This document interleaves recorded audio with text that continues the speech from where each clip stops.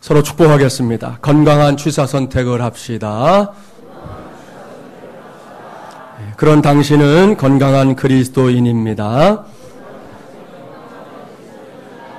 할렐루야. 오늘은 영적 대각성 운동 네 번째 시간입니다. 오늘은 가슴 뛰는 고백이 있어야 합니다. 라는 제목으로 하나님의 말씀을 전하도록 하겠습니다. 오늘은 밀드레드 스템이라는 목사님이 쓴 글에서 보았던 매우 감동스러운 실화를 하나 소개하는 것으로 말씀을 시작하려고 합니다. 한 영국의 배우가 어떤 연회석에서 명예훈장을 받았습니다. 그런데 식사 후에 이제 연회석 사회자가 그 배우에게 손님들을 위해서 어떤 대사를 하나 암송해 달라 부탁했습니다. 이 배우는 그렇게 하겠다고 하면서 특별히 누가 듣고 싶은 것이 있으면 한번 신청을 하십시오라고 말했어요. 잠시 후에 한 나이 많은 목사님이 이 말문을 열었습니다. 그러면 시편 23편을 암송해 주시겠습니까? 목사님의 요청에 대해서 배우는 잠깐 침묵을 지켰습니다. 잠시 후에 그가 말했습니다. 좋습니다. 기꺼이 하겠습니다만 한 가지 조건이 있습니다. 제가 암송한 다음에 목사님께서도 꼭 암송해 주셔야 합니다. 이내 위대한 배우가 매우 인상적으로 시편을 암송하자 온 청중이 넋이 다 나가버렸습니다. 그가 암송을 마쳤을 때 우레와 같은 박수가 터져 나왔습니다. 다음에는 약속대로 그 목사님이 자리에서 일어섰어요. 청중들은 시편이 암송되는 것을 듣고 있었습니다. 목사님의 시편 암송이 다 끝났을 때 그 방에 있던 사람들 중에는 눈물을 흘리지 않는 사람이 한 사람도 없었습니다. 너나 없이 눈물을 흘리는 그 침묵의 시간이 지난 뒤에 그 배우가 이렇게 말했습니다. 여러분, 저는 여러분의 귀를 울렸지만 이 목사님은 여러분의 마음을 울렸습니다. 저는 시편을 알고 있지만 이 목사님은 목자 되시는 분을 알고 있습니다. 하나님과 이 목사님에게 정말로 우리와 같은 박수를 부탁드립니다. 모두가 박수를 쳐주었어요. 사랑하는 마지못이란 가족 여러분, 이 실화 속에서 여러분은 무엇을 느끼십니까? 이 실화가 우리의 가슴 속에 남기는 감동은 어떤 것입니까? 제가 오늘 말씀을 시작하면서 이렇게 가슴 뭉클한 이야기를 해드리는 데에는 이유가 있어요. 이 이야기 속에는 가슴 뭉클한 감동과 함께 이 시대를 살아가고 있는 하나님의 자녀들이 저와 여러분이 자문자답해야 할, 우리 스스로가 묻고 스스로 대답해야 할 중요한 한 가지 사실이 들어있기 때문입니다. 그것은 저와 여러분, 우리 모두에게 하나님은 어떤 분이신가? 나에게, 여러분에게 예수 그리스도는 어떤 분이신가? 라는 질문입니다. 사랑하는 여러분, 혹 너무 기초적인 질문이라 실망했습니까? 이제 와서 뭘 그런 걸 묻느냐? 내가 지금 신앙생활 한 지가 얼만데 그런 것을 묻느냐? 우리 집안이 대대로 예수 믿는 집안인데 뭘 그런 것을 묻느냐라고 반문하고 싶은 사람이 있습니까? 얼마든지 그럴 수 있어요. 어찌 보면 이렇게 성수주의를 하며 하나님의 전에 달려와서 하나님께 예배하는 성도들에게는 정말이지 어울리지 않는 질문일 수도 있습니다. 하지만 여기서 우리 모두가 꼭 기억해야 할 것이 있습니다. 그것은 세상의 모든 것들이 다 그렇지만 신앙 역시 이 기초가, 그 뿌리가 튼튼하지 않으면 그 위에 세워진 것들은 결국은 다 몽땅 다 사상 누각이 되고 말 것이라는 사실입니다. 더군다나 오늘날에는 이렇게 기본적인 토대가 없는, 기초 공사가 제대로 되지 않은 그리스도인들이 조금 있으면 괜찮은데 많아도 너무 많은 시대라는 지적을 받고 있습니다. 아마도 21세기를 살고 있는 우리 모두에게 가장 익숙한 영어 단어 가운데 하나는 인스턴트라는 단어일 겁니다. 인스턴트는 주로 명사 앞에 놓이는 단어인데요. 즉석에서 간편하게 이루어짐을 의미하는 단어예요. 예를 들어서 즉석에서 간단하게 조리해 먹을 수 있는 식품을 가리켜서 우리가 인스턴트 푸드라고 하잖아요. 우리말로 번역하면 즉석 식품이죠. 말 그대로 아주 쉽게 만들어 먹을 수 있는 식품, 간단하게 해결할 수 있는 식품을 가리키는 것입니다. 따라서 이 인스턴트라는 단어가 들어간 것들은 아주 근본적으로 별로 복잡할 것이 없는 것을 의미합니다. 이런 생각, 저런 생각이 필요 없어요. 그저 조금만 할 수 있는 한 최소한으로 수고하면 결과가 바로 나와버립니다. 이러한 인스턴트 문화가 아주 잘 맞아떨어진 나라 중에 하나, 그것도 으뜸이 바로 우리나라 대한민국입니다. 결국 우리 사회를 들여다보면 각종 인스턴트 문화가 이미 주름을 잡고 있는 형국인 것을 확인할 수 있어요. 그러다 보니 신앙의 세계에서도 동일한 문제가 대두되고 있습니다. 안타깝게도 인스턴트 그리스도인들이 양산되고 있다는 말씀입니다. 그렇습니다. 오늘날 신앙의 세계에 뭐든지 그냥 쉽게 할 수 있는 한 부담 없이 가능한 내 생활 영역이 침범받지 않는 선에서 더 심하게 표현하면 마치 액세서리 같은 그런 신앙에 머물고 싶어 하는 사람들이 많아지고 있습니다. 이것은 분명히 잘못된 일입니다. 반드시 무슨 일이 있어도 희생이 필요하다면 희생을 치르고서라도 수정되어야 할 일입니다. 꼭 기억해 주세요. 우리 하나님께서 그리고 하나님을 믿지 않는 저 세상 사람들조차도 기대하는 것은 그리스도인 같아 보이는 사람들이 아닙니다. 우리 하나님이 기대하는 사람들, 예수 믿지 않는 사람들조차도 교회를 향해서 갖고 있는 그들의 생각은, 그들이 기대하는 바는 그리스도인 같은 사람들이 아니라 뿌리까지 그리스도인인 사람들, 그런 사람들을 하나님은 기대하고 계시고 그런 사람들을 보기를 원하신다는 말씀입니다. 2014년도 9월 28일 주일에 하나님을 예배하는 저와 여러분이 바로 그런 사람들이 되기를 바랍니다. 그래서 우리 모두가 영적 대각성 운동의 주역들이 되기를 주님의 이름으로 간절히 축원합니다. 그런 관점에서 오늘 우리에게 주신 말씀을 진지하게 살피려고 합니다. 먼저 본문 15절 말씀 함께 봉독해 보겠습니다. 너희 마음에 그리스도를 주로 삼아 거룩하게 하고 물 속에 있는 소망에 관한 이유를 묻는 자에게는 대답할 것을 항상 준비하되 온유와 두려움으로 하고. 아멘. 할렐루야. 이 말씀의 시작, 그러니까 너희 마음에 그리스도를 주로 삼아라는 말씀을 주목하기 바랍니다. 이 말씀 역시 그러니까 오늘도 이 자리에서 하나님께 예배하고 우리가 예수 그리스도를 주님으로 삼는 것, 그렇게 고백하는 것은 분명히 당연한 일이라는 말씀입니다. 이러한 사실은 베드로 전서를 받아보던 당시의 그리스도인들에게도 마찬가지였어요. 그런데도 사도 베드로는 성령께서 주시는 영감으로 그 시대의 성도들에게, 오늘은 저와 여러분에게 매우 중요한 질문을 던지고 있습니다. 그것은 정말로 진실되게 하늘에 맹세코 예수 그리스도를 당신의 마음 중심으로부터 나의 주님이라고 고백하고 있는가? 그렇게 믿는 믿음의 확신 속에 지금 살고 있는가? 라는 것입니다. 그렇습니다. 베드로는 지금 입술로만 예수 그리스도를 주님, 주님, 주님 그렇게 인정하는 것에 대해서는 관심이 없어요. 사도 베드로는 아주 명백하게 너희 마음에 라고 말씀합니다. 우리 인격의 중심이 되는 그 마음 속으로부터, 그 영혼 속으로부터 솟구치는 고백이 있느냐고 묻는 것입니다. 오늘 제가 전하고 있는 말씀의 제목 그대로 지금 당신에게 가슴 뛰는 고백이 있는가? 예수 그리스도를 향한 뜨겁고 솟구치는 우리의 가슴이 벌렁벌렁하는 그런 고백이 있느냐라고 묻고 있는 것이에요.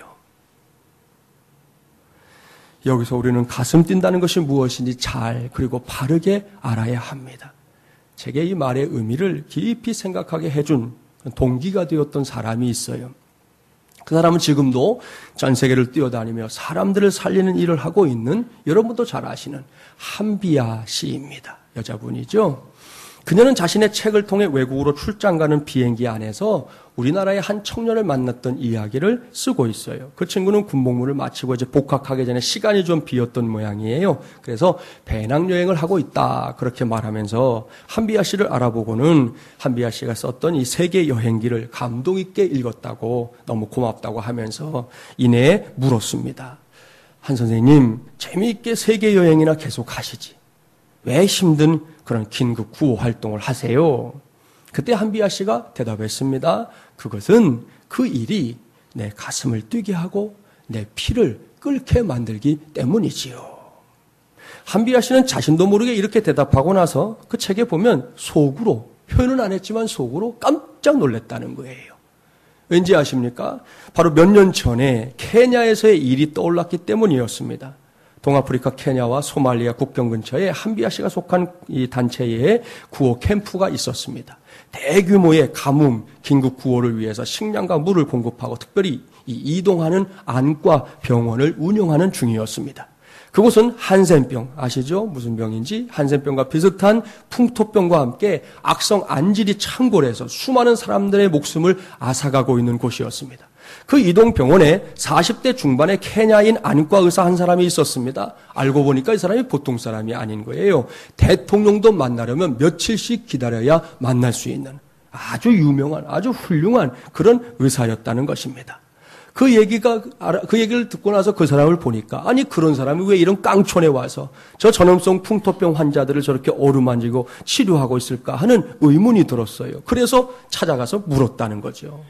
당신은 아주 유명한 의사면서 왜 아무도 알아주지 않는 이런 험한 곳에서 일하고 있나요?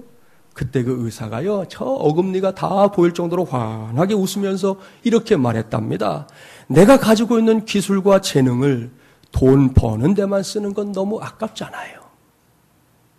무엇보다도 이 일이 내 가슴을 몹시 뛰게 하기 때문입니다. 그렇게 대답했답니다. 한비아 씨는 바로 그 순간에 마치 벼락을 맞은 것처럼 온몸에 전율이 일고 머릿속이 막 짜릿했다는 거예요. 서슴없이 지금 자신이 가슴 뛰는 일을 하고 있다고 말하는 그 의사가 몹시도 부러웠고, 나도 언젠가 저렇게 말할 수 있다면 얼마나 좋을까를 생각했었다는 거지요. 늘 그런 생각을 갖고 살고 있었는데 자신도 모르게 바로 그 말을, 이 가슴 뛰는 인생에 관한 고백을 한 청년 앞에서 하게 되었던 것이었습니다. 그 이후부터 한비아 씨는 지금도 가는 곳곳마다 만나는 사람들에게 가슴 뛰는 삶에 관해 힘주어서 말하고 있습니다. 바로 여기에 가슴 뛴다는 것의 의미가 들어있잖아요. 그야말로 우리의 가슴이 막 쿵쾅쿵쾅 거리는 것이죠. 뭔가를 꼭 그렇게 해야겠다고 뭐 계획하고 결심하고 마음을 먹기도 전에, 그걸 하기도 전에 이미 내 가슴이 벌렁벌렁 거리고 있는 상태입니다. 그래서 내가 가진 모든 것을 한 번뿐인 내 인생을 기꺼이 쏟아붓는 것이죠. 주변에 있는 사람들이 말하는 거예요. 왜 그런 일에 몰두하느냐? 그것 말고도 할 일이 많지 않느냐? 라고 말할 때, 아니야. 나는 이것을 가장 가치 있게 여겨. 내 인생을 여기에 쏟아부어도 나는 후회하지 않아. 나는 내가 이렇게 살 수 있다는 것만으로 행복해. 그렇게 당당하게 대답할 수 있는 것. 그것이 가슴 뛰는 삶이라는 것입니다. 오늘 본문 말씀을 깊이 묵상해 보세요. 사도 베드로가 예수 그리스도를 향한 우리의 고백이 이 정도에 이르고 있는지 묻고 있는다는 것을 알 수 있어요. 이것은 기도 시간에 상투적으로 행해지는 고백과 다른 것입니다. 다른 사람들의 시선을 의식해서 혹은 체면 치레를 위해 입술로 되뇌는 것과는 비교할 수 없습니다. 오랫동안 교회에 머물렀기 때문에 나도 모르게 그냥 툭툭 던져지는 그런 말과는 비교할 수 없는 것입니다. 앞서 소개했던 배우처럼 폼이나 잡기 위해 하는 고백 아닙니다. 나이 많은 한 목사님의 그 가슴 속에서부터 치밀어 올라오던 그 가슴 뛰는 고백처럼 그런 고백이 지금 우리의 마음 속에서도 고백되고 있느냐라는 것입니다. 오늘 주신 말씀 전체가 이 질문과 맞물려 있어요. 따라서 이 부분에 대한 정리가 없이는 결코 오늘 주신 말씀을 제대로 해석할 수 없는 겁니다. 그래서 이 시간을 빌어 제 자신과 여러분에게 다시금 그리고 단도직입적으로 묻겠습니다. 예수 그리스도는 내게 어떤 분입니까?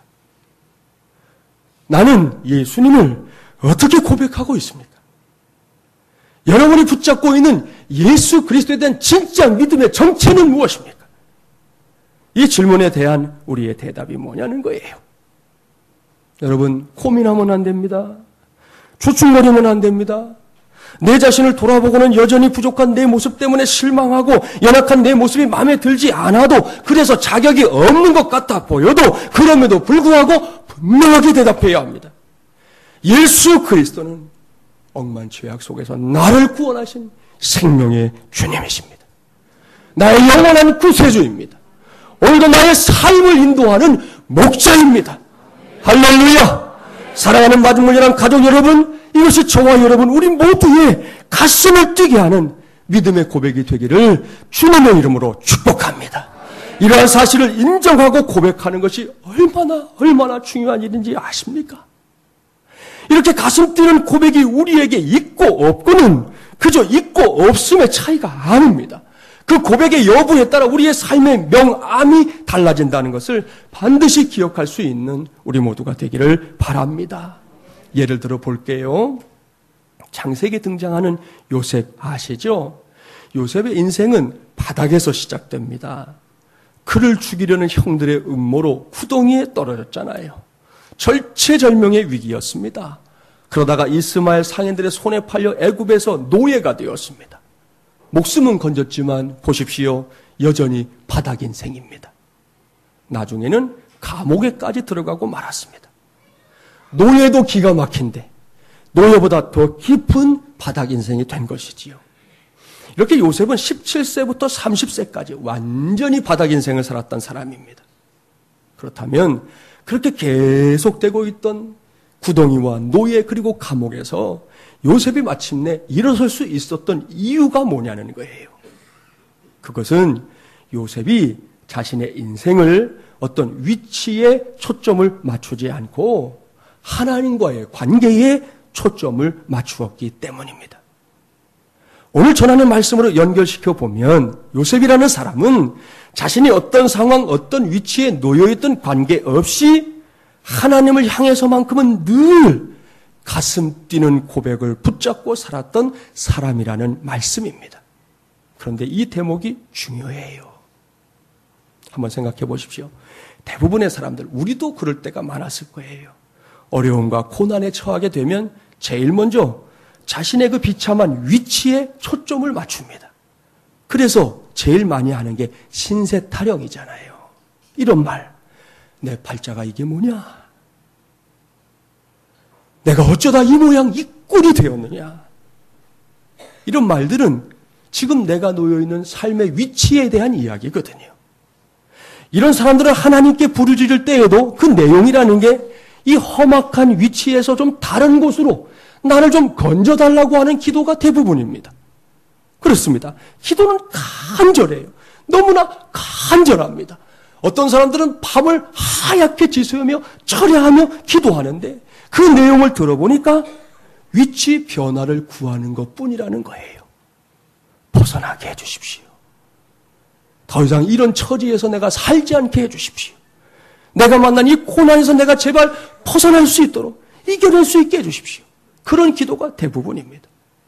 물론 고난의 상황에서는 그런 부르짖음 얼마든지 이해할 수 있고 또 봐줄 수 있습니다. 하지만 좀 형편이 나아진 상황에서도 여전히 위치를 위한 부르짖음만 있다면 죄송하지만 이것은 지극히 기복적인 신앙일 가능성이 큽니다. 하나님은 온데간데 없이 복만 찾는 것, 그런 신앙이 될 수 있다는 거지요. 사랑하는 여러분, 요셉을 다시 보세요. 요셉은 어떤 상황에서도 자신의 위치보다 하나님을 향한 가슴 뛰는 고백이 내게 있는지 없는지를 점검했습니다.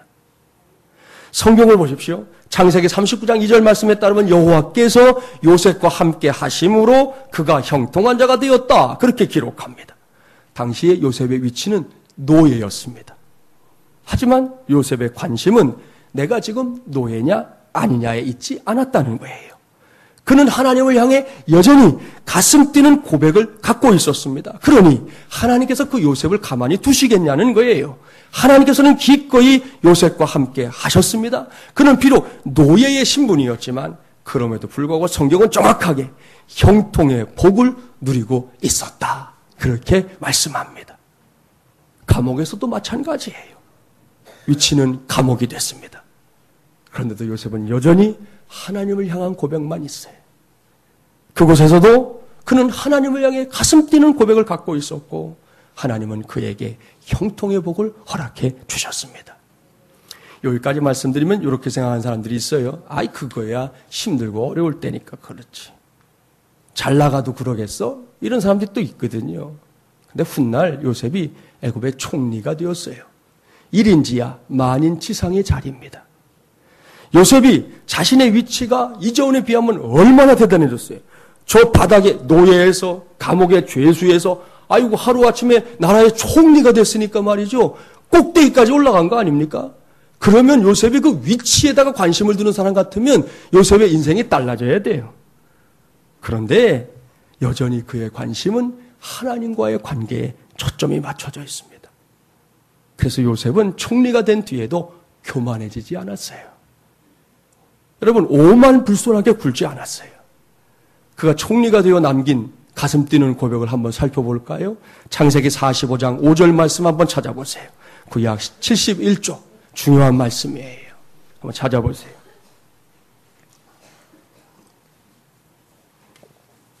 (71조) 창세기 45장 5절 말씀 우리 함께 봉독해 보겠습니다. 당신들이 나를 이곳에 팔았다고 해서 근심하지 마소서, 한탄하지 마소서. 하나님이 생명을 구원하시려고 나를 당신들보다 먼저 보내셨나이다. 아멘. 할렐루야. 이것이 바로 하나님을 향한 요셉의 가슴 뛰는 고백입니다. 보십시오. 자신을 애굽의 노예로 팔아버린 형들. 지금 요셉의 위치면요. 손가락 하나 까딱하면 끝나는 거예요. 다 죽는 거예요. 형들만 죽나요? 조카들 다 죽여버리는 거예요. 3대를 멸종시킬 수 있는 거예요. 그런 힘이 지금 요셉에게 있습니다. 그러나 그 형들을 원망하지 않습니다. 도리어 그들을 위로합니다. 그러면서 그가 남긴 가슴 뛰는 고백. 형님들은 이 일이 형님들의 손에 의해서 된 일인 줄 알지만 아닙니다. 이 모든 일이 하나님의 위대한 섭리 속에서 되어졌던 일임을 나는 확신하고 있습니다. 그러니 염려하지 마십시오. 두려워하지 마십시오. 오히려 형들을 위로하고 있는 요셉을 보게 됩니다. 여러분, 우리가 하나님이면요, 이런 요셉, 이쁠까요? 미울까요? 이쁘지요. 이쁠 수밖에 없지요. 그의 인생을 하나님이 이전보다도 위대하게 세워주시는 것을 우리는 목격할 수 있습니다. 이것이 바로 가슴 뛰는 고백의 능력입니다. 그렇습니다. 저와 여러분이 보다 능력 있는 삶을 사는 비결이 바로 여기에 있다는 것을 기억하십시오. 또한 영적 대각성 운동을 감당할 수 있는 영적 능력이 바로 여기에 있습니다. 우리는 종종 지금의 내 위치나 처지가 더 나은 곳이냐 혹은 바닥이냐를 놓고 심각하게 고민할 때가 많습니다. 밤을 새워서 눈물 흘려가며 고민하는 사람도 있지요. 그런데 우리 다 알아요.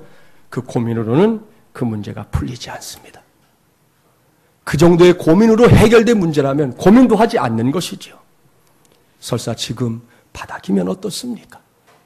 하나님을 향한 가슴 뛰는 고백 하나만 붙잡아도 거기에서 역사가 일어나게 된다는 사실을 꼭 믿는 우리 마리몰리아랑 가족들이 되기를 바랍니다.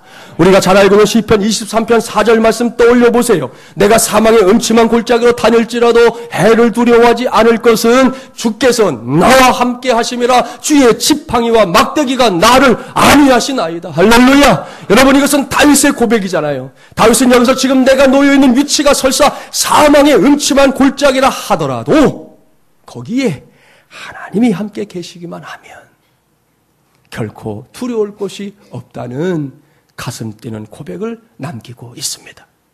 참 훌륭하고 멋진 사람이지요. 오늘 본문으로 돌아가 보세요. 사도 베드로는 이러한 사실들을 전제하면서 예수 그리스도를 향한 가슴 뛰는 고백을 계속해서 이어갑니다.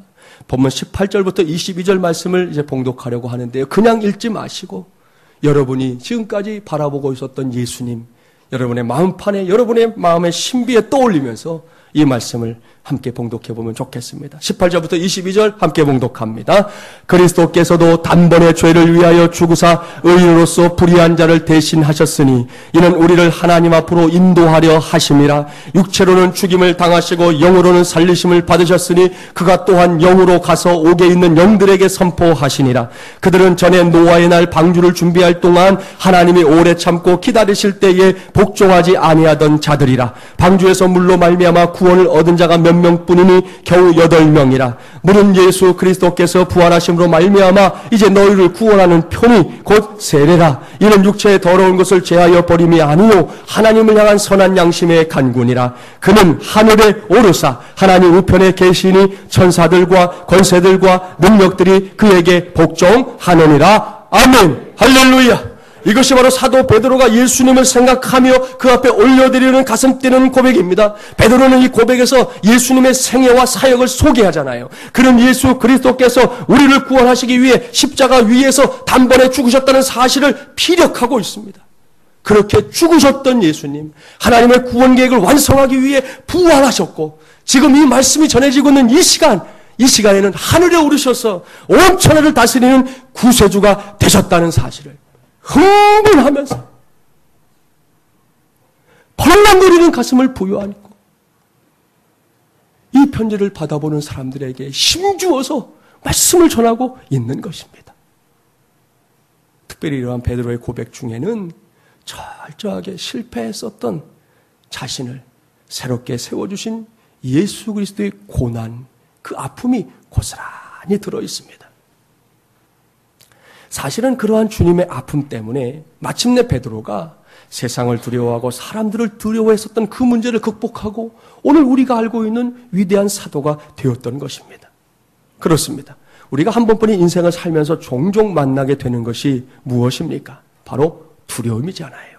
그런데 그 두려움을 극복하는 여러 가지 방법이 있는데 그 중에 으뜸이 뭐냐? 다분히 버겁고 힘겨운 아픔을 통해서 그 두려움을 극복할 수 있다는 거 여러분이 알고 있는지 모르겠습니다. 이 말씀의 의미가 무엇인지 설명할 테니까 잘 들어보세요. 신약 성경을 보면 예수님의 십자가 사건 이후에, 이전이 아니고 이후에 완전히 변화된 사람들이 등장합니다.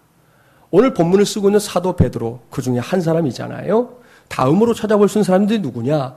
요한복음 19장에 가서 나중에 꼭 찾아보세요. 아리마대 요셉과 니고데모가 나옵니다. 아리마대 요셉은 예수님을 믿고 따르는 제자였습니다. 그러나 그는 유대인들의 눈이 두려워서 숨어서 믿었던 사람이에요. 숨어서. 그런데 예수님께서 십자가에 달려 돌아가시자 다른 사람도 아니고 그 당시에 총독은 거의 왕의 버금가는 권세를 가진 사람이거든요. 무서운 사람이거든요. 그런데 이 아리마대 요셉이 예수님이 십자가 달려 돌아가신 다음에 그 총독 빌라도를 찾아가서 공개적으로 예수님의 시신을 가져다가 내가 장사를 치를 수 있게 해주십시오 라고 요구하고 있습니다. 니고데모 아시죠? 늦은 밤 사람들이 다 잠들어버린 시커먼 밤에 몰래 예수님을 찾아와서 진리에 관해 물었던 사람입니다. 그도 사람들이 두려워서 숨어서 예수님 믿던 사람이거든요. 그런데 그 사람이 예수님이 십자가에 달려 돌아가신 뒤에는 예수님을 위해서 모략과 침향을 가져와서 장사를 치르는 일에 동참합니다. 이 일들을 곰곰이 생각해 보자는 거예요. 두 사람 모두 십자가 이후에 공공연하게 자신들이 예수님을 믿고 있다는 것을 드러낸 것입니다. 이 점이 참 희한하고 의아하다는 것이죠. 생각해 보세요. 이들은 예수님이 기적을 행하실 때 숨어 있었습니다. 예수님이 권능을 행하실 때 숨어 있었습니다. 수많은 사람들이 무리들이 군중들이 예수님을 막 따라다니면서 예수님이 메시아다 그럴 때 숨어 있었습니다. 결코 전면에 나선 적이 없어요. 그러다가 예수님께서 십자가에 달려 죽으시고 지금은 제자들이요 다 도망갔어요. 자기들의 스승이 돌아가셔서 장사를 치를 사람이 필요한데 다 도망가 버렸다고요. 그러면 과거보다 지금 상황이 더 나빠진 겁니까? 좋아진 겁니까? 나빠진 것이죠. 그런데 바로 이런 상황 속에서 그들이 자신들을 억누르고 있었던 두려움을 이겨내고 공개적으로 신앙을 드러내고 있습니다. 왜요? 도대체 무슨 일이 일어났기 때문에 이런 일이 생긴 걸까요? 여기에 해답이 있습니다.